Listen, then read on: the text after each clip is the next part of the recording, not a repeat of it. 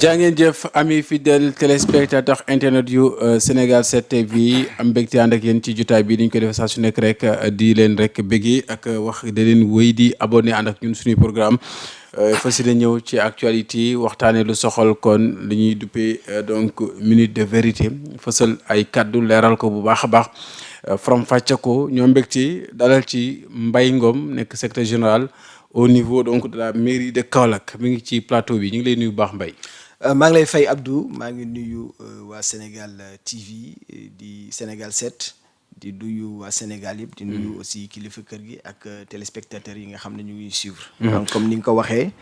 Mbaye Ngom nekk secrétaire général bu mairie Kaolack. en même temps aussi nekk vice-président de la coalition ànd nawle ànd liggéey. bu président Serigne Mboup.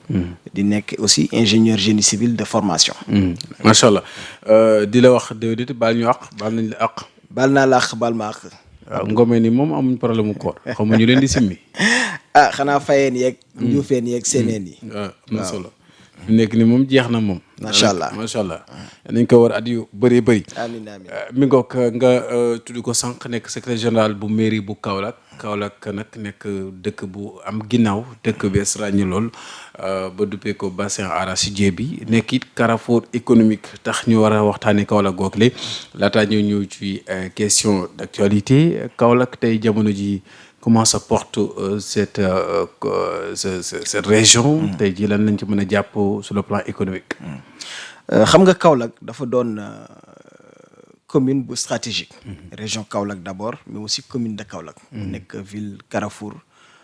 économique. ñu ci ànd ak une personne boo xamante ni.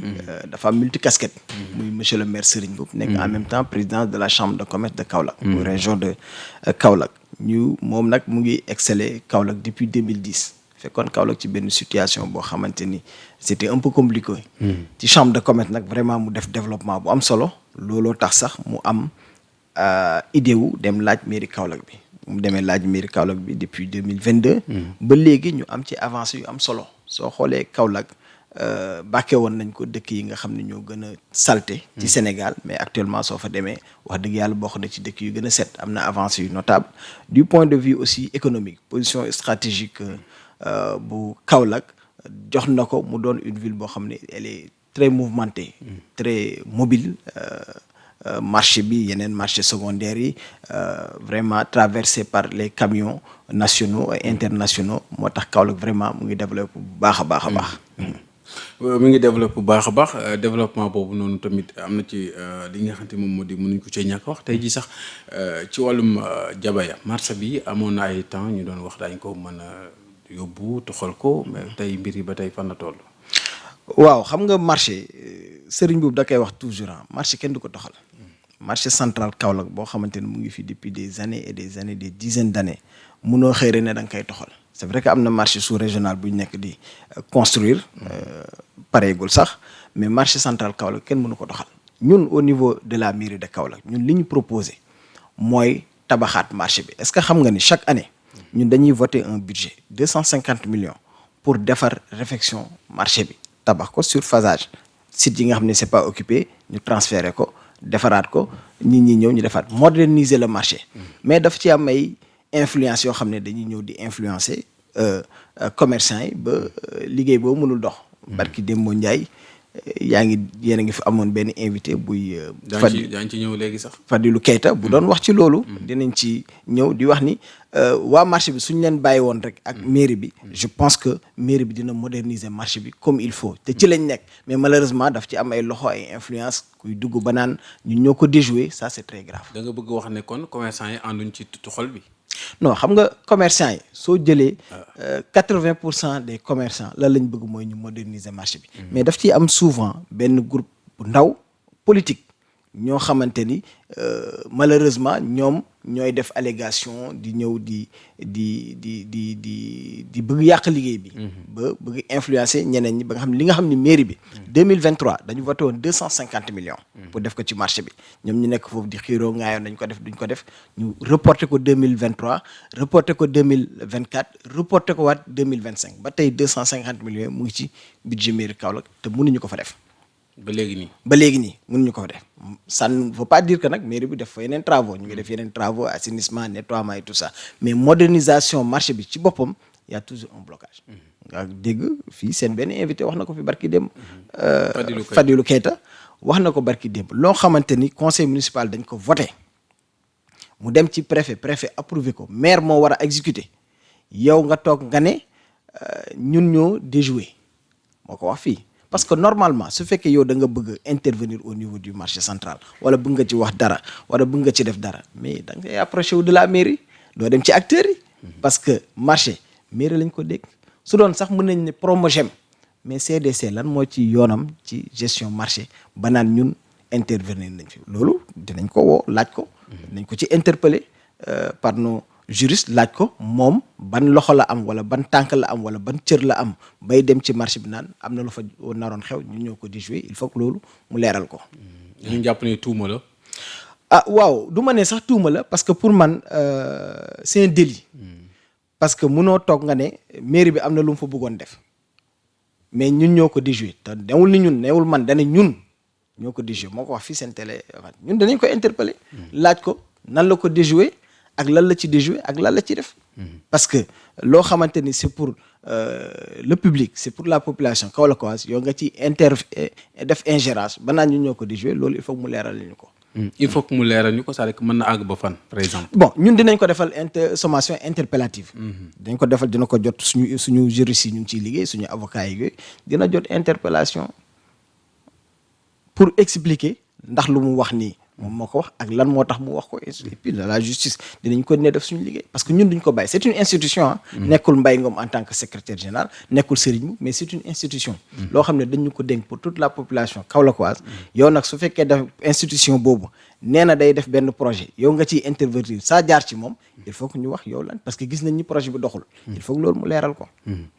am na solo dañu ñëwaat ci moom sax ak Serigne par rapport ak lu soxal ba tey Kaolack marché bi ak yu ni mel mais cœur de ville aussi nekk na au cœur des débats. waaw cœur de ville dama ci sawar wax ndaxte man mii nekkoon naa directeur général du cœur de ville diggante 2019 ba 2023 pendant 4 ans nekkoon directeur général bi te là actuellement li ñuy wax ni man maay le président du conseil d'administration du cœur de ville toujours ñu ciy dégg coow ba barki démb toujours seen invité bi Fadilou Keita wax na ba ne Macky Sall il faut que mu leeral nan la defee prolongement contrat wu cœur de ville bi ba nee na am na yu mu ciy dégg loolu nag ñun daf ñu koy jaaxal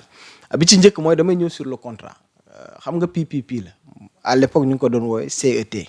construction exploitation transfert benn contrat boo xam ne du woon sax Macky Sall c'était en 2011. te 2011 Abdoulaye Wade moo fi nekkoon président de la République ñu signé ko entre Saloum investissement développement bu bokk ci groupe CCBM Serigne Mboup mooy administrateur général bi ak ministère de l'économie et des finances. ak aussi ministère de l'urbanisme et de l'habitat ñoom ñoo ko signé un contrat 2011 sur 25 ans donc contrat bi 2036 la war a jeex moom nee na Macky Sall moo ko prolongé déjà Macky Sall signé wu ko contrat bi jeexagul Macky Sall mën na ko prolongé beneen bi dañ ne su jeexee en 2036 am nañ possibilité prolonger ko pendant 5 ans donc Fadilou balaa muy wax dafa war a dem mu gëstu xam lan moo nekk ci projet man li may wax ni dama ko xam parce que man maa yor contrat bi njëkk nee na aussi am na lu ñu fay dégg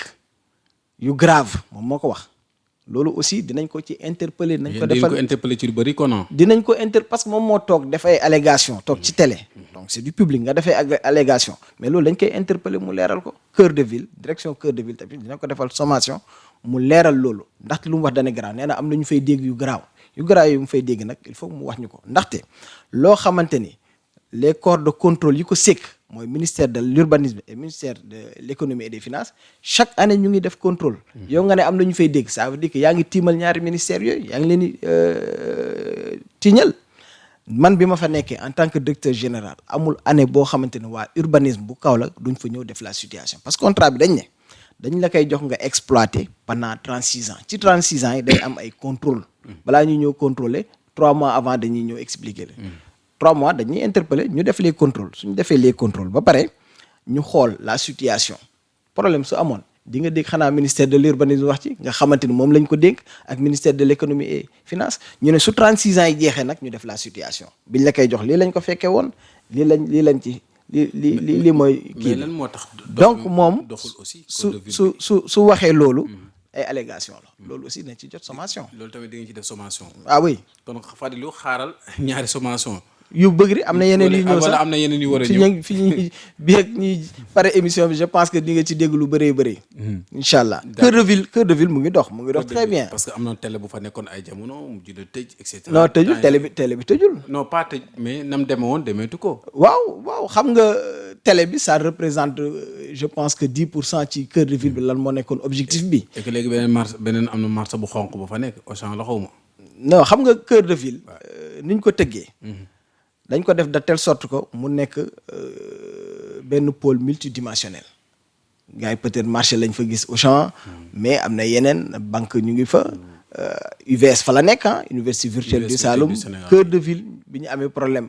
pour nekk fi ñu war a nekkoon àngaan ñun ñoo leen ubbil suñu buntu ñu ñëw amee école de formation yu fa nekk commerçant yaa ngi fi actuellement am na 2000 à 3000 personnes yoo xamante ni ñu ngi ñëw di xëy cœur de ville donc économie mu ngi dox te tey fu mu toll nii Kaolack ku bëgg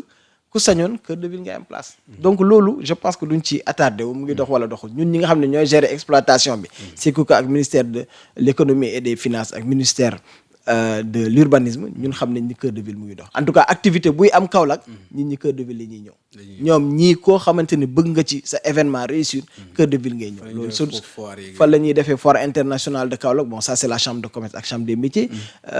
activité culturelle yi am yépp fa lañ koy defee ak activité religieuse yu gën a mag fa lañ koy defee au niveau du cœur de ville loolu je pense que su doxul woon Kaolack waaye duñ fa jublu fin d'année xale yi activité ou pas activité ñëpp cœur de ville la ñuy jëm fan ngeen toll ci pont bi ñu noonu dañ koy liggéeyaat foofu waaw pont Sëñ Bassirou Mbacké ex pont Noiro boobu mu ngi avancé bu baax a baax xam nga sëriñ boobu dama naan dafa am vision bu am solo dafa nekkoon pont boo xam ne dañ ko abandonné woon déjà mu nekk ci entrée Kaolack bi sooy jógee Koutal image bi rafetul woon ñun ñu am idée defaraat ko def ko la balade des Kaolack quoi soo demee actuellement defar nañ travaux gros œuvre bi jeex na ñu ngi ci finition yi peinture yeeg defar éclairage public loolu day changer xar kanamu dëkk bi je pense que d'ici 2 à 3 mois dinañ pare les travaux. mais am na tali aussi ñu war a defar ci biir dëkk ba. waaw xam nga tali yi moom si c'est les routes nationales moom ñëpp xam nañ ni c'est l'État du Sénégal ñun bi ñu egsee dañu dem gis waa Ageroute proposer leen sur 40 kilomètres nan la ñuy lëkkaloo mairie bi dugal ci alalam ñoom nga xam ne seen prérogative la mooy seen corps de métier principal ñu ñëw defar route yi au niveau de Kaolack bi ñu demee ba ci biir convention bi ba tey signé guñ ko parce que nee nañ ñu amul budget mais malgré ça gis nañ ñu ngi def route nationale numéro 1 bi c'est très bien mais ñun ci suñu fonds propre de la commune ñun ñoo réfectionné la route nationale numéro 4 sur 6 kilomètres ñoo defaraat les nids de poule ñoo defar bordure yi defar trottoir yi defar les barrières de sécurité et depuis ñu ko defar ba léegi ça fait 4 mois ba tey amul accident donc loolu dañ ciy sant yàlla bu baax a baax soo demee aussi ci sites religieux yi lu ci mel ni Léona Touba Ndorong Medina Baye defaraat nañu ak ñu ngi nekk di defar aussi du pavage pour embellir ko ci centre ville bi aussi am nañ fa des projets de pavage yoo xam ne yii commencé nañ ko yii mu ngi nekk en projet. port bi. port de Kaolack je pense que mu ngi doon dox bu baax a baax bi ko Serigne Boub di jël si ñaari bateau ñoo fi doon garé par an. en 2010 biñ ko jëlee léegi ay 200 bateau ñoo fiy wàcc par an. donc loolu je pense que avancé bu am solo la mais nag am na situation bu ci am boo xamante ni chambre de commerce ñoo doon gérer port yi mais actuellement nommé nañ fa benn directeur général boo xamante ni ñun ba tey comprendre ñu mais bon loolu comme chambre de commerce la man mairie lay gérer mënuma ci àddu mais en tant que doomu Kaolack xam naa ni li ñu bëgg proposer andi fa un directeur général mën na nekk lu baax mais pour mën nañ ko yoonal. am na solo donc mu nekkoon lu soxal kon daal mën nañu jàpp ne ci gestion bu Serigne Mboup mën nañu jàpp ne daal gongo mu ngi dox bu baax a baax. mairie Kaolack en tout cas mu ngi dox tout se passe très bien. waaw ñi koy andil jafe-jafe rek mooy peut-être les personnes externes. les politiciens ñëw bëgg yàq dëkk bi mënuñu ko yàq sax. lan mooy problème ak ñooñu. mënuñu ko yàq xam nga Kaolack dafa nekk ville boo xamante ni politique bi dafa xaw a doy waar. soo deful attention rek da ngay suux. soo ñëwee Kaolack waay nga jàppee leen ni dof, vous m'excusez du terme, je pense que yow mii la ñuy réeral parce que Kaolack waay ils sont très intelligents ci nit ñi liggéeyee. su fekkee da nga bëgg mairie bi c'est le cas de Fadilou Keita, mais da ngay ñëw nga def fa dara ba population bi ne la yow mi kat def nga fi dara. suñ demee élection ku mu neex nga ku ci nekk mën nga am sa ambition, terewuñ kenn nga am ambition, mais yow sa politique bu mu nekk attaque contre une personne, bu mu nekk attaque contre une institution. dégg nañ ko barki démb bu muy wax mu ne gestion mairie bi dañ koy auditer mais kan mooy auditer gestion mairie bi, mais c'est les corps de contrôle. mais en tant que fils de la localité. xaaral ma expliquer la. quelqu'un qui aspire à diriger peut-être. quelqu'un qui aspire à diriger nekkul noonu nga ciy doxee. je pense que Fadilou dafa war a toog mu jàngaat mu xoolaat lan la ko yoon may ak lan la ko yoon mayul.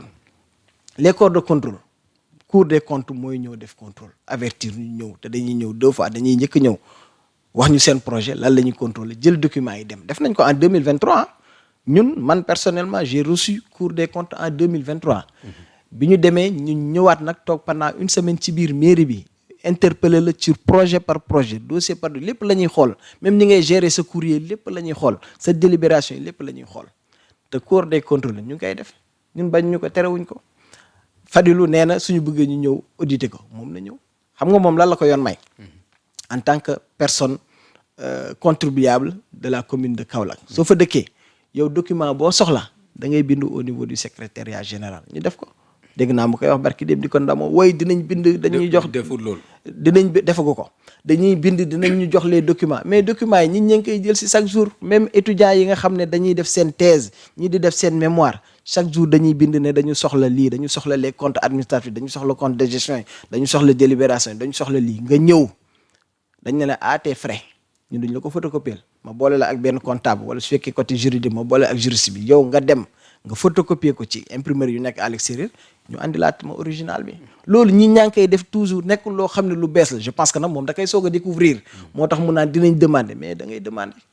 loolu jarul dem ci télé dañuy demander mais bindal nga ne dama soxla léegi en tant que citoyen Kaolack quoi dañ la koy jox parce que ñu ngi koy def tous les jours loolu amul benn problème. léegi nag comptable moom nee na day ñëw auditer nekkul moom mooy auditer ñiy auditer c'est les corps de contrôle nañ ñëw ñu auditer. lan mooy problème te wax ni au niveau de la mairie de Kaolack ñun c'est la transparence c'est la seule mairie boo xam ne suñu conseil municipaux yëpp mën nga dugg internet nga tapé conseil municipal de Kaolack depuis 2022 suñu conseil municipaux yëpp dañ koy transmettre en direct à la télé donc loolu soxlawul sax ngay dem di demander les PV parce que dañ koy transmettre lépp li nga xam ne voté nañ ko mu ngi à la télé lépp li nga xamante ne délibéré nañ ko mu ngi au niveau de la télé même les commentaires les observations les débats lépp dañ ko def en tel donc loolu je pense que loolu moo gën a nekk transparent beneen bi tamit soo paree yow préfet nga koy jébbal donc moom mu ngi naan sax préfet deful liggéeyam toutes les délibérations sont là nekk ci registre des délibérations boo xam ne préfet moo koy ubbi en début d'année moo koy tëj en fin d'année dama yaakaar ni Fadilou Keita dafa xamul loolu mën na ñëw demander ko en tant que population kaolackoise dinañ ko jox wax na ci biir waxam tamit nee na moom il a reçu des conseils municipaux ça c'est très grave yow su fekkee soxla nga xam dara ci mairie bi te vraiment defar kese moo la tax a jóg parce que moom article 6 boobu muy wax sax ci section 2 kii citoyenne dañ ne la su fekkee personne morale wala personne physique am nga possibilité yoon may na la nga ñëw def sa contribution au niveau de la mairie mais da ngay ñëw nga def sa contribution mais doo toog à la télé naan recevoir naa ay conseils municipaux am na lu ñu ma wax lu grave ça c'est encore beaucoup plus grave loolu aussi nañ ko ci interpeller parce que moom amul pour dem di interpeller les conseils municipaux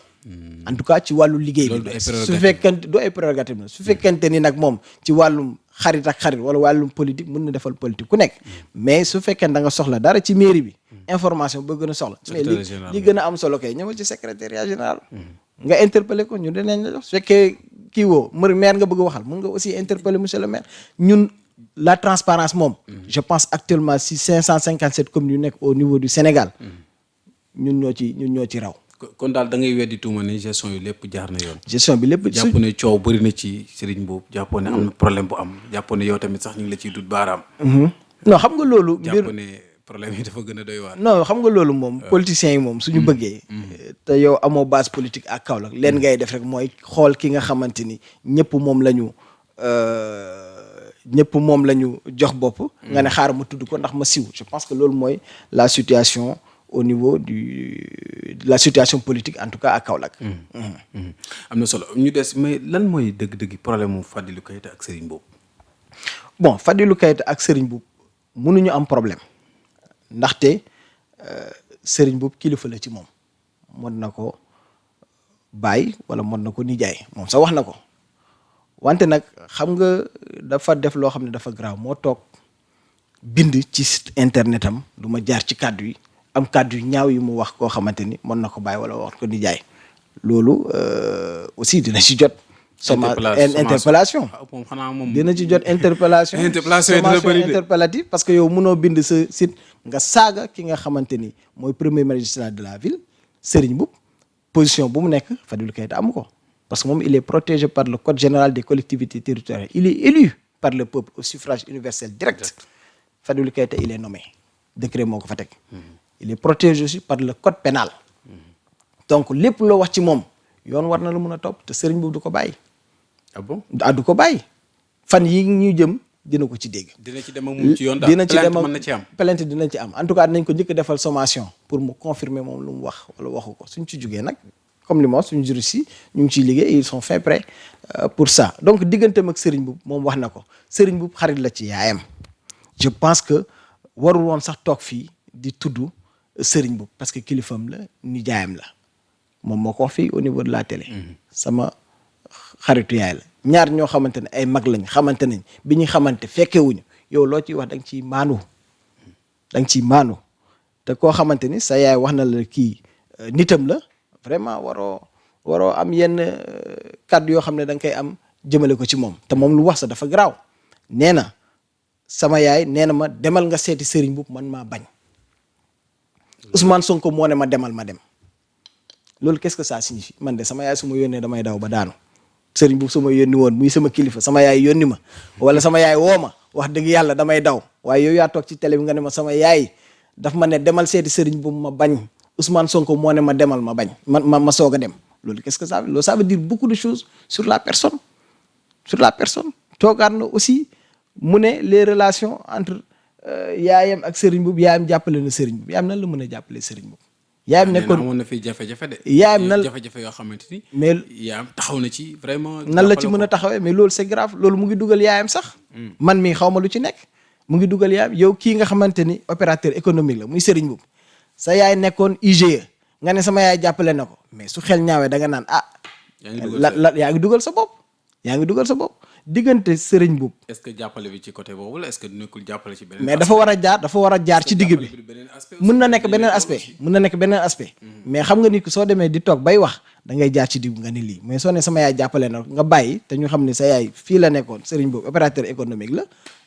xelu ñuy day tey loolu moo tax loolu aussi il faut mu leeral quoi. dina ko leeral. di wax ni dem na aussi ba ci biir waxam. mu ne Serigne Mboup da ko ne way soo bëggee mën naa la jox mairie Kaolack mais Serigne dafa moom mairie Kaolack ci moom mairie Kaolack am na benn instant Serigne nee na buggul woon mairie Kaolack mu doon fédéré Serigne Mboup di fédéré ñi nga xamante ni doon nañuy acteur bëgg développer la commune de Kaolack posé na ko question Serigne Mboup posé na ko question ne ko ndax yow da nga intéressé wu mairie Kaolack mu ne ko non te la ci Serigne Mboup pare. mais jàpp ne day ni muy doxalee day mel ni bëggul maanaam daa bëgg a toog rek ngarale. non xam nga ràcc boog laa. non xam nga mi ngi rappelé sax 2022 mbir yi ni mu demee ak Serigne ni mu ànd ak ñii rocc ku dem fee def nii c'est-à-dire que dans le clair obscur calcul politique yooyu. mais Fadilou mii di wax moom Serigne Mboup jàppale na ko. moom ñëw na kër Serigne Mboup jël si oto. waxtaan na ak Serigne Mboup nee na ma Fadilou Keita ñëw na fi ma jox ko benn oto. ci élection législative yii nii. 2024 yi. Serigne Mboup jàppale na ko ma Serigne Mboup wax na ma ko. aidé na ko xam nga relation entre Pastef ak ànd nawle. man dama koy wax toujours man personnellement je le dis xam naa ne Serigne Mboup du kontaan man musuma ci ànd. ah bon parce que ni ñuy doxee effectivement ni ñuy doxalee man xam naa ni nekkuñu ñoo xamante ni ñoom ñoo war a nekk un bon compagnonnage au niveau de la commune de Kaolack. 2022 Serigne Mboup loolu noonu waxoon nga ko Serigne. wax naa ko Serigne wax naa ko partout. 2022. Serigne Mboup était candidat au niveau de la mairie de Kaolack. Gagné mairie bi à 64%. ci même année 2022 mu amoon élection législative ñu dem man j'étais le mandataire aux élections locales j'étais aussi le mandataire ci élections législatives yi nekkoon le chargé au niveau national pour parrainage yàlla defoon nañ suñu récépissé mais amuñu parrainage ñu dem mais ku ci nekk yor sa coalition yor sa entité ngay def politique mais su la neex nga dem élection yow gagné nga mairie Kaolack à 64% lan moo la war a mën a tere nga dem élection législative 2022 malheureusement suñu parrainage jàllul loolu ñoom ñu ne dañ koy ñaawlu ñu dem élection législative élection présidentielle Serigne Mboup nekk citoyen kaolackois nekk citoyen sénégalais warul am ambition présidentielle mu dem élection présidentielle man maa nekkoon le mandataire nekk le représentant de la coalition And Nawlé And Liggéey nekk le représentant du candidat nekk le responsable aussi du parrainage au niveau national donc xam naa bu baax li may ñu dem am suñu parrainage Serigne Mboup nekk candidat yàlla def ñu dem élection ñu jël 10e sur les 19 donc c'était un bon score ñu dem élection législative en 2024 novembre 2024 effectivement Serigne Mboup ak couleur ba mu am ak Ousmane Sonko moom mu décidé ne du dem élection législative pour accompagner leen boobu ñu ngi doon comme équipe bu bees la équipe gouvernementale bu bees la ñu ne dinañ leen accompagner jàppale leen ñu dem élection législative pour au moins ñu am le pouvoir exécutif ak le pouvoir législatif pour mën a liggéey réew mi moo tax ñun demuñu accompagner leen Serigne Mboup def na ci xaalisam jàppale leen loolu la soo déggee ma naan ànduma ci man jàppale boobu ñu jàppale Pastef en 2024 man ànduma ci woon. Ah bon moo tax sax si la preuve mu ngi nii fan la ñu mujjee suñu kaw la ñuy jéem a daal si donc ñun suñu demoon élection législative ñun mënoon nañ amee député. su ma la déggee mooy li des ci échéance moom c'est fini. ah en tout cas man de ma part xam naa ne moom c'est fini te ñoom nu ñuy jubloo nii nekkuñ ñoo xam ne c'est c'est-à-dire man personnellement en tant que militant kilifa nga ci parti bi te parti bi am na njiit yenn dogal lay jël yenn matuwaay ak yenn décision lay bon loolu suñ ci eggee je pense que njiit bi dina ci wax mais li ma la mën a wax mooy est-ce que nekku ne Fadilou dafa am maanaam espoir am tamit taxawaay bu mu peser boppam si Kaolack non xam nga soo amoon espoir da ngay dem nga politique doo attaqué. politique mi ngi dem Kaolack ñëw Kaolack tous les week-ends def moom moo ko wax nee na tous les week-ends day dem def don de ça ak Kaolack samedi et dimanche mais mbir mi du loolu mbir mi mooy yow lan nga def au niveau de la commune de Kaolack yow yaay directeur général CDC. caisse des dépôts et consignation mu nekk institution yu gën a mag fii au niveau du Sénégal mais ci loolu lan nga def Kaolack ñun dem nañ proposer ko convention. boo xam ne signé nañ ko depuis le 6 mai. entre caisse des dépôts et consignation mairie de Kaolack préfet approuvé ko depuis le 6 mai ñu war a liggéey ci domaine industriel à Kaolack aménagement d'une nouvelle ville création d'une cité au niveau de Kaolack mais loolu ba tey avancé wul ndaxte Serigne Mboup ci boppam moo jël ay initiative rapidement mu def la proposition ne ñun pour ñu avancer lii lañ lay proposer yónnee ko Fadilou interpellé ko xam nga Serigne Mboup il est très pragmatique automatiquement au mois de juillet au mois d'août la créé benn groupe WhatsApp boo xam ne Fadilou Keita mu ngi ci le secrétaire général CDC mu ngi ci man en tant que secrétaire général mairie maa ngi ci monsieur le maire Serigne Mboup mu ngi ci ak suñuy partenaires ak ay adjoints au maire ñu ngi ci biir Serigne Mboup dugg ci groupe bi dugal ko le projet sur la création d'une nouvelle ville 875 hectares sur un budget de 619 millions dugal ko ci interpellé ko ne ko Fadilou maa ngi lay nuyu lii laa lay proposer comme projet ba tey Fadilou tontuwul te ci groupe WhatsApp bi ñun ñoo ci nekk ba tey répondrewul ça c'était au mois d'août ñu toog ba mois de décembre man j'étais à l'étranger hospitalisé un des directeurs de ces filiales bu CDC Fadilou mu ngi koy wax nee nañ interpellé nañ ma un des directeurs filiale bu CDC woo ma j'étais à l'étranger ma envoyé ko message ma ne ko je suis à l'étranger on se rappelle mu rappelé ma jël ko mu ne ma suñu diggante CDC ak mairie Kaolack il faut que ñu signer convention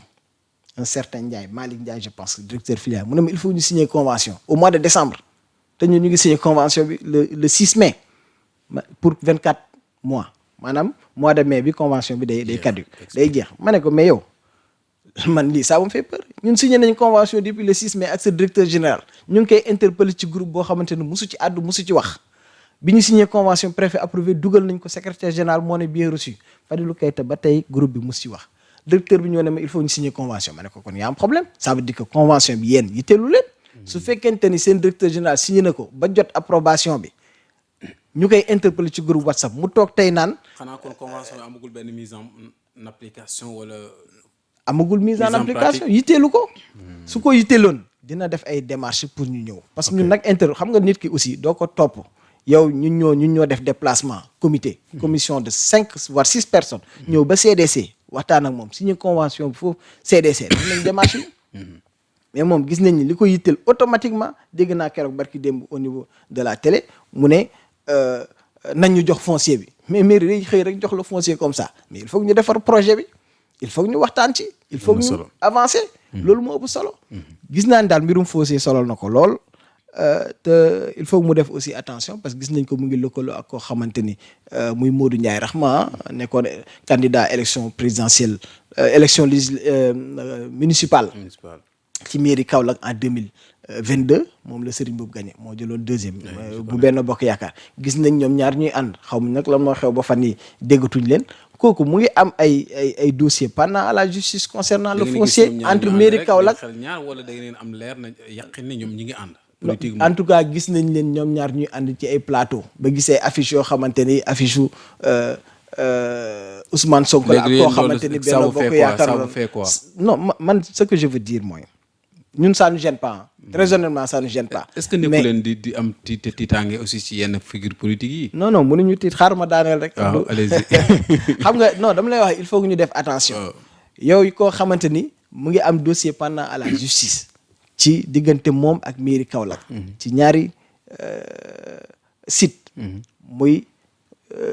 marché Medina Baye bi ak fi ñuy def marché d'intérêt sous-régional bi. yow dossier yi mu ngi nekk à la justice yow nga ne yaa ngi wax ci waxum foncier na la mairie Kaolack jox foncier yaa ngi dem di ànd ak kooku mais loolu day tey xel.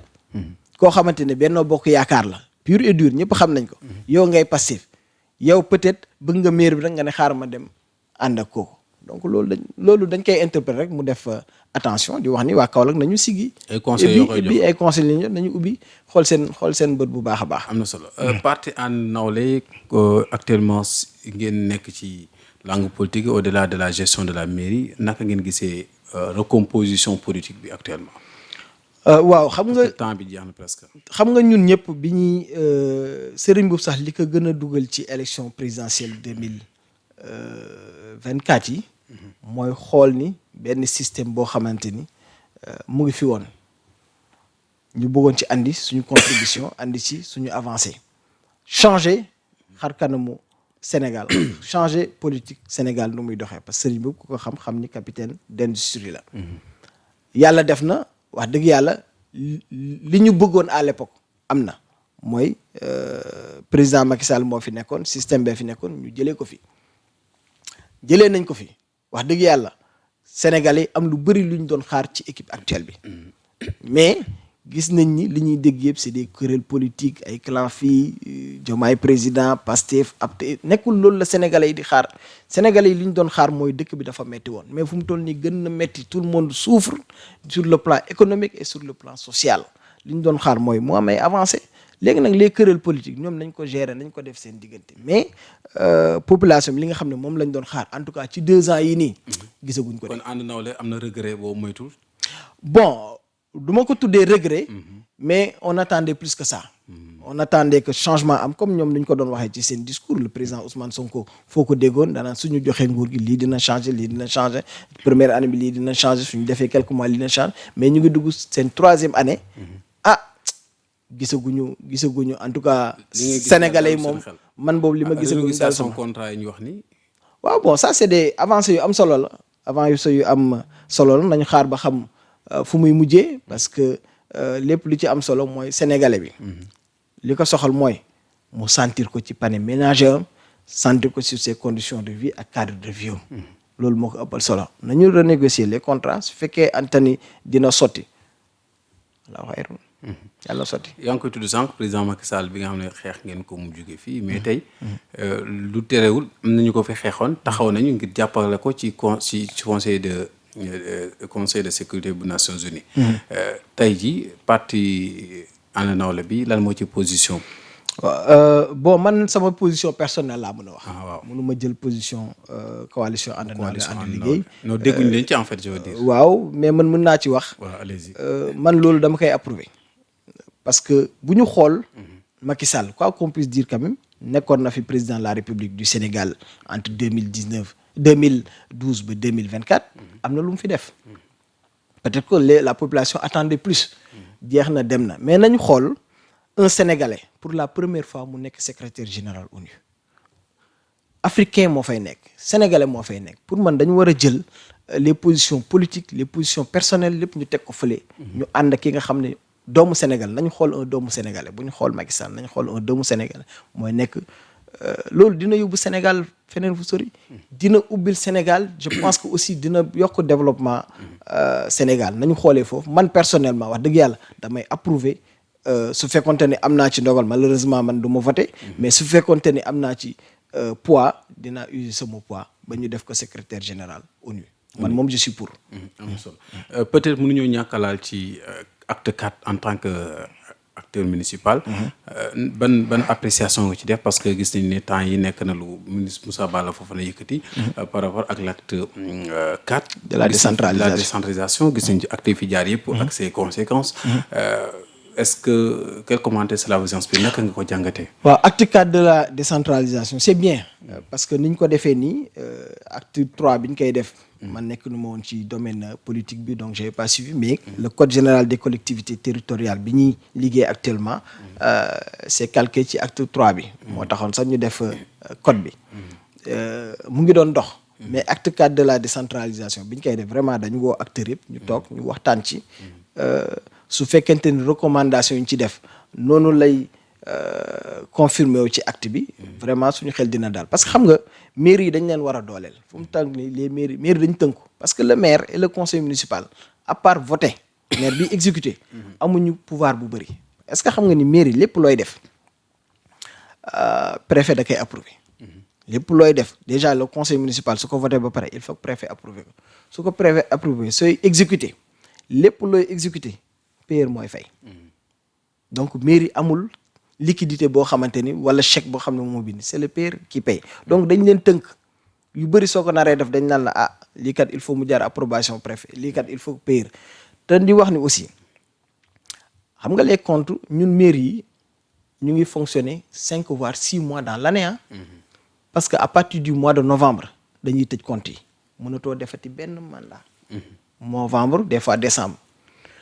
le temps que ngay voter ce budget mu dem approbation préfet nga dem approbation préfet ñu war a basculer actuellement nii ba démb basculer wuñu woon ñu ngi ci mois de mars bientôt mois de donc imagine toi avril mai juin janvier novembre décembre janvier février mars ba avril 5 mois mënoo exécuter xanaa nga def demande d'autorisation d'avance sur trésor beneen bi aussi suñuy fay salaire yi mënoo fay beneen mandat parce que les salaires sont prioritaires du 25 au 5 en général jàppal 10 jours donc mairie yi ci 6 mois la ñuy fonctionner donc je pense que acte 3 bii nii dina gën a alléger acte 4 bi de la décentralisation dina gën a alléger mairie yi ba ñu gën a pragmatique ba liggéey bi gën a baax parce que dafa am lourdeur administrative yoo xamante ni mairie yi suñu bëggee exécuter dafay metti trop les procédures sont là ngay lancer marché aussi le temps nga def passation des marchés mu dem DCMP mu approuver évaluation des offres mu ñëwaat nga yóbbu ko ci préfet muy approuver le marché des fois ñu laaj la situation d'existence de attestation certificat de crédit les procédures sont lente, très très très lente. Il y a beaucoup de lenteur administrative. Mais par rapport aux mairies qui seront peut-être selon lui supprimées loolu aussi beneen cas la. waaw xam nga. dañu bëgg wax ne kon acte 3 bi dafa amoon ay njeexantal yu garaaw. non loolu ci acte 3 bi sax soo ko liiree ci code général. des collectivités territoriales wax nañ ko ci nee nañ communes yi nga xamante ni mënuñu dox wala mënuñu rentable dañ koy. dissoudre boole ko ci communes yi nga xam ne moo gën a kii comme ni ñu defoon dissocier créer fi ay départements yu bees créer ay communes yu bees je pense que li ñuy wax toujours li gën a am solo mooy yow soo demee ba xam ne lii doxul nga changer li ci am solo mooy la population bi nga xamante ni ñoom ñooy nekk ci communes yi ñu gis ci seen bopp loolu je pense que du lu bees parce que acte 3 bi defoon nañ ko créer nañ commune yu bees te même ci biir code bi sax wax nañ ko commune bu doxul mën nañ ko dindi rattaché ko ci communes yi nga xamante ni ñoo ko gën a lu ci mel ni Kaolack par exemple mu ngi nekk commune chef-lieu de département et chef-lieu de région. sànq maa ngi koy wax pouvoir bi monsieur le maire Serigne Mboup am élu au premier tour, mais aussi Kaolack lu fay am moom mooy le maire commune chef-lieu de région. lépp commune yu nekk au niveau de la commune de Kaolack yëpp su activité su amoon suñ toogoon Serigne Mboup mooy wax seen tur. am na solo mais mënuñoo jeexal aussi te laaluñu dama ko xaw a sute sànq mooy lu jëm ci wàllum lu soxal tamit assainissement. mais d'abord ci wàllum tàggat yaram. ak li xew fan yi actualité la aussi. mu mel ne ñu ngi rek kon wax ne dañoo bëgg retirer coupe bi. ci li nga xamante moom moo di kon wàllum. Sénégal. am na information bu ma jot fii Sira Kaf réclame les médailles que chaque joueur lui envoie un certificat de perte en bonne et due forme. On verra quelle suite ce TAS de Plaisantin donnera ce dossier. Docteur Toussaint Manga, directeur général de la LONASE moo ko xam ne. bon ci ñaari mooy assainissement bi ak Coupe d'Afrique bi ci Coupe d'Afrique bi laay mujjee parce que je pense que ce qui se passe actuellement c'est des plaisanteries. mais ci assainissement boobu nga wax au niveau de la commune de Kaolack ñun commune de Kaolack def nañ ci avancée yu am solo mais dañuy xam ni gestion des inondations mbirum état la bokkul ci 9 domaines de compétences transférés aux communes aux maires. mbirum état la ñoo xam ne c'est l'état du Sénégal mais ñun chaque année actuellement nii ñu ngi ci mois de mars. semaine prochaine dinañ commencer les curages des canaux. chaque année dañ koy def chaque année dañuy génn un budget bu conséquent def curage des canaux. def nañ fi aussi fermeture des canalisations. dañuy def pompage di jàppale armée bi. ñun ñoo def convention ak ñoom comité boo xam ne monsieur le maire Serigne Mboup moo ko xalaat. actuellement préfet xaaral ma ñëw préfet moo ko initié chaque année. Kaolack balaa ñuy ñëw dafa doon inondé ba nit ñi ci école yi la ñuy dem di dëkk. ñu leen yóbbul ceeb école su ubbi woon nit ñi dañuy nekk ci biir école ñun bi ñu ñëwee au niveau de la commune ba Kaolack ba léegi nit ñi dematuñ ci école yi loolu avancé la bu am solo. man fi ma dëkk xaaxut maa ngi leen nuyu au passage chaque année dafa doon inondé. mais wax dëgg yàlla inondation amatu fa. dina am ay taataa quand même. Serigne Mboup def na fa liggéey bu am solo mais nag li ñuy wax mooy barki démb aussi maa ngi koy dégg. ñu gaaw foofu waaw naa gaaw Fadilou Keita mu ko ciy wax du soon seen émission mais dégg naa ko ci benn télé bu mu ko doon wax mu ne moom dina def étude pour ñu def assainissement Kaolack mais les études existent déjà. études yi def nañ ko entre 2011 ak 2013. 2014 ñu génnee ci un projet ba ONAS bi nga xamante ni. moom moo ko war a exécuter commencé woon na programme di 10 villes mu arrêté waat. moom su toogee ne dinañ def étude pour. assainissement Kaolack ñun ça nous fait peur les études existent déjà li ci am solo mooy nañ ci def budget ñu exécuter l'assainissement au niveau de Kaolack am nañ étude am nañ plan yi am nañ le projet exécution kese moo ci des jaratul yàq xaalis di defaat budget donc ma ñëw ci Coupe d'Afrique bi pour man loolu moom bon ñun ñëpp ñu ngi ñaawlu li am mais li ci am solo mooy Sénégal gagné na coupe bi la fête a été belle Afrique ñëpp xam nañ ni gagné nañ ko ci conditions yu méttee suñu demee ba tey vraiment CAF naan dañuy retirer Coupe d'Afrique bi du joxe image bu baax ci Afrique day tax lii kenn dañu respecter donc ñuy wax vraiment CAF il faut que ñu ressaisir mais dañuy bàyyi fédération ñoom ñu ci amal conférence de presse sax tey jii ci jamono ji ñuy wax ni sax waaw ñoom dinañ ci àddu mais aussi suñuy njiiti nañ ci dox tànk parce que quel que soit alpha la fête a été déjà belle parce que CAF lu muy def ni vraiment ñaaw na trop ci Afrique ñun boog rafetlu wuñ ko man personnellement rafetlu ma ko am nga yaakaar mu am suite favorable ci TAS donte président de la République àdduna ci mbir mi su see moom ni wax reetaan loolu nee na gars yi nañu yónnee ay certificat de perte rek seen médaille ba xam TAS nañ koy arbitrer man le commentaire sur cette image du président waaw bon man damay waxtu damay dem plus loin sax ne prochaine Coupe d'Afrique su amee moom jaratul ñuy yóbbu ay joueurs nañu yóbbu suñu avocats yi yom maître El Hadj Diouf ak yom maître Bamba Cissé ak yom maître Ousseynou Ngom ak yooyu Boubacar Cissé nañu dem comme fu mu toll nii Coupe d'Afrique pour nga gagner ko il faut que juriste yi dugg ci nañu yóbbu suñu avocats yi benn yoon ñu dem plaider ñu comme ça mais jàppoon ne fi ñu agsi mënoon nañ fee waroon agsi jàppoon ne état am na faille ci benn côté wala fédération bi la bon loolu nag mënu ma ne état am na ci faille mais li ci am solo mooy ku gis marocain yi ni ñu ci doon demee nga xam ni gagné woon Coupe d'Afrique bi yitteeloon na leen lool. déjà conditions yi suñu joueur nekkee woon foofu. gis nañ final bi. gis nañ suñu supporter duñ fa jàpp. ñu ngi leen di masaw di ñaan vraiment état bi na def kéemtalaay kàttan ba suñu doom yooyu. ñëw si ñoom def nañ lépp usé nañu lépp. pour Coupe d'Afrique bi des fa. donc suñu gisee décision CAF bi dama naan c'est dans l'ordre de ñoom li ñu bëggoon. mais di wax toujours état bi yaakaaruma état bi def fay yaakaaruma ñu bàyyi. procédure la boo xamante ni comme ñoom nee nañ dañ ci àddu je pense nañ continuer procédure bi. juste une toute dernière question tuuti may ma ko rek. par rapport ak loolu mooy coalition apte à côté coalition Diomaye à côté nan la lay def en tant que kilifa politique. bon xam nga politique moom comme on dit toujours àndandoo la ak tàggoo. mais toujours na rafet. mais personnellement je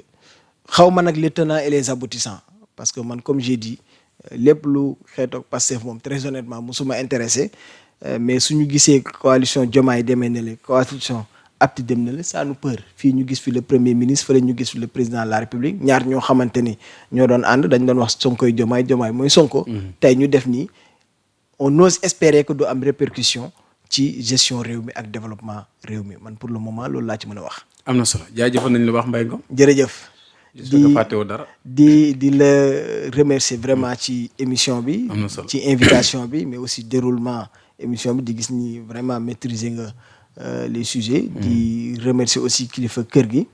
ak équipe technique bi yëpp maa ngi leen di remercier bu baax a baax. di leen wax aussi bonne fête de Korité. Merci beaucoup. En tout cas, bonne fête de Korité aussi à toi. Merci. Et à toute la famille. En tout cas, merci beaucoup d'être venu. Amoon nañu mbégte dalal la nuyul ñu baax président Serigne Mboup. bëgg nañ ko fi sax aussi recevoir inchallah rabbi pour waxtaanee lu soxal réew mi. En tout cas, merci beaucoup amis fidèles téléspectateurs internet woy leen di abonné ànd ak ñun ci sunu chaîne YouTube bi également di visiter site web bi senegal7.com aussi jaajëfal bu baax a baax toute l'équipe ba ci coordination bi junior ñu ngi ko ziar bu baax waaye tamit fàttewuñu tuuti la grande réalisatrice bi nga xam te moo jàpp ci liggéey bi ba mu mën a yem ngeen mën ko am ci image yu am qualité yi ak son bu audible bi merci beaucoup donc di leen souhaiter bonne fête de Korité à toutes et à tous tamit di leen ñaanal tamit kenn du jàmm te di ko sàkku ci yéen merci beaucoup